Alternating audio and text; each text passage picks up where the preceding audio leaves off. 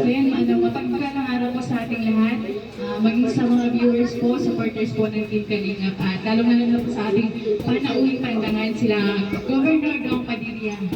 Magandang araw po.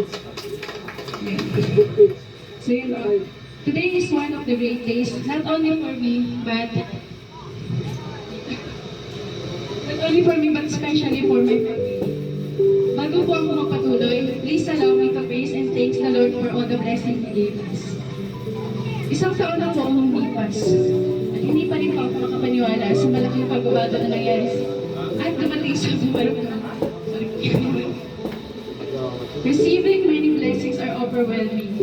Having so many people all over the world who wholeheartedly share their blessings with beneficiaries like me was incredible and they made it possible. Ang aking taus-pusong pasasalamat po sa inyong lahat ay hindi ko kupas.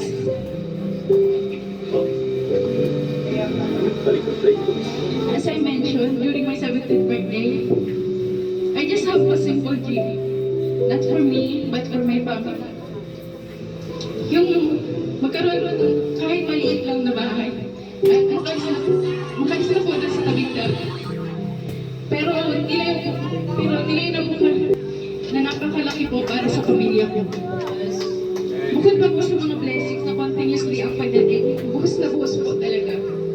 Kaya po, tapos puso ang pasasalamat ko talaga, unang-una po kayo. I also want to take this opportunity to say thank you all to all the people, supporters, and sponsors who makes my dreams come true and make it possible. To Kuya Bal po, na para po sa amin, talaga ay superhero ng mga kagaya namin less fortunate at ama ng Kalingap. Sobrang salamat po dahil sa programa niyo. Sa gaya nito ay marami po kayong natutulungan. Nagbabago ang buhay at nagkakaroon ng pag-asa para patuloy na lumaban sa lahat ng mga hirap sa buhay. Kay Tita Edna, ang ina ng Team Kalingap na andyan palagi at umaalalay sa ama ng Kalingap at sa aming mga angels. Thank you po, Tita Edna. Kay Kuya Patrick po, na nag-recommend po sa akin kay Doc. Thank you po, Kuya Patrick. At kay Dr. lang po, na nakascout sa akin at nag-refer po sa akin kay Kuya Rock.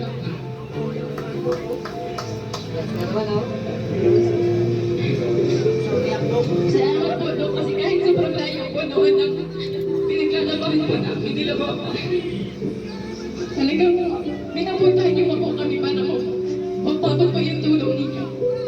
Thank you po, Dr. Love. Malaking tulong po na gawa at ginawa ko maging ganda po ngayon ang buhay ko at ng aking pamilya. Kaya sobra po pasasalamat ko sa inyo, Doc. Kung wala po kayo, wala po ako sa Kalingap. Sa inyo pong dalawa ni Kuya Patrick. Thank you so much po, Doc. Kay Kuya Love and Ate Jack po, na sobrang humble po at napakabuting tao.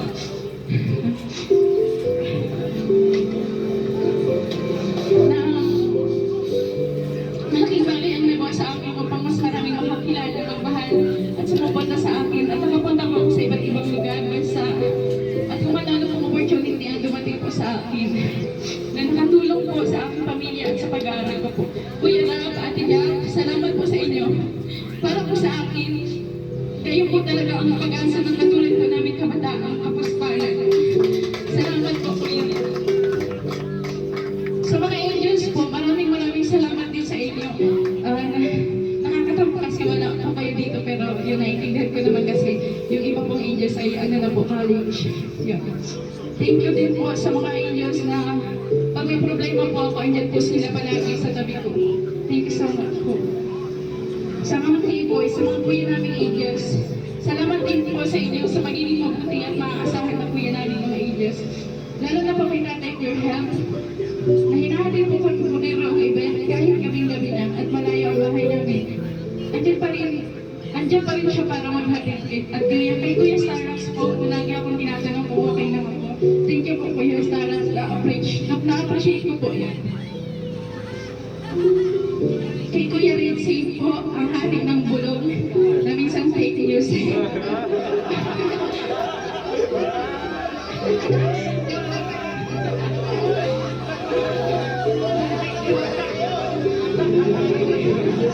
Salamat po sa pag-asikaso ng tubig namin po yan. Sa lahat po ng T-boys ni Kuya Rab, Kuya Bal, maraming salamat din po sa pagiging mabuting kuya po. Thank you po. Sa lahat po ng sponsors, marathoners, viewers, supporters ng Team Kalingap, lalo na po sa Tambalang EDSI, sobrang salamat po. Gusto ko rin po pasalamatan yung mga tao noon na tumulong po sa amin noon. Wala po talaga kami. Hindi ko po kayo makakalimutan.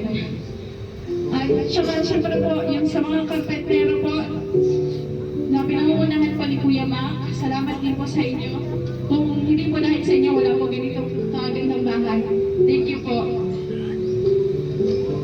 At sa mga pumunta po dito, mga politiko, thank you so much po. Governor Dong Padilla, Mayor, Vice Mayor, Ma'am Cody, thank you po sa inyo pong lahat. Sa lahat po na dumarating po ngayong araw, maraming salamat po. Pangako ko po sa inyo na habang nabubuhay po kami ng pamilya ko, patuloy ko po na aalagaan po itong bahay na binigay niyo sa amin. Hindi ko po sasayang. Maraming salamat. Salamat. Sus, halata ako man, parang nagtatampo ka na dyan eh. Saan ako magtatampo? Parang hindi mo ako kanina pinapansin.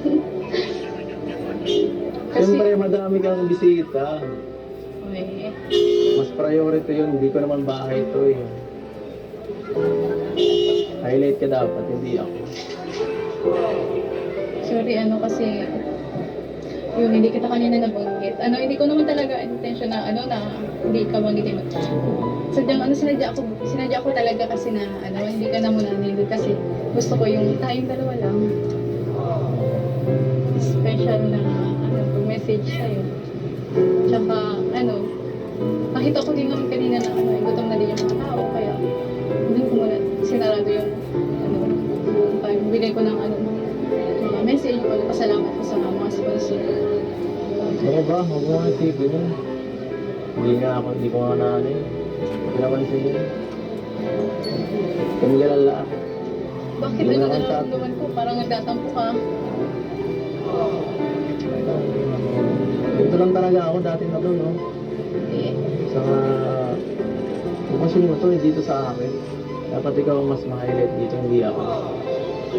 alam ko naman pag nagtatampo ka tsaka hindi.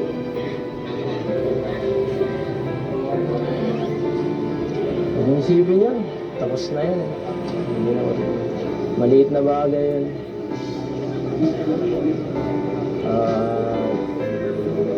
Hindi naman ako nagtatampo sa ng mata niya kung totoo ka. Saka, wala naman dapat ikatampo. Sanay naman ako sa inyo.